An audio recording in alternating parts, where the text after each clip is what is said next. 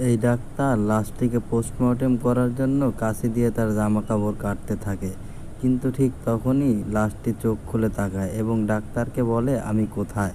কিন্তু আশ্চর্যের বিষয় হলো, এটি দেখে ডাক্তার ভয় না পেয়ে মেয়েটিকে বলে, এটা তোমার পোস্টমর্টেম রুম। কিন্তু মেয়েটি কোনোভাবে এই কথা বিশ্বাস করে না, কারণ মেয়েটি এখনও কথা বলতে পারছে। এরপর ডাক্তার তাকে তার পোস্টমর্টেম রিপোর্ট দেখায়। তারপর মেয়েটির কাটা জায়গায় ক্ষত সেলাই করতে থাকে এবং মেয়েটি কোনো ব্যথা অনুভব করে না। তারপরে হঠাৎ বাইরে থেকে কলিং বেল বেজে ওঠে। তো ডাক্তার তাকে তাড়াতাড়ি একটা ইঞ্জেকশন দেয়, যাতে তার মাংসপেশি শক্ত না হয়ে যায়। এরপর দরজা খুললে মেয়েটির মা আসে তাকে শেষবারের মতো দেখতে এবং কাঁদতে কাঁদতে দরজার বাইরে চলে যায়। মা চলে যাওয়ার পর হঠাৎ মেয়েটি বুঝতে পারে সে তার শরীর নাড়াতে পারছে।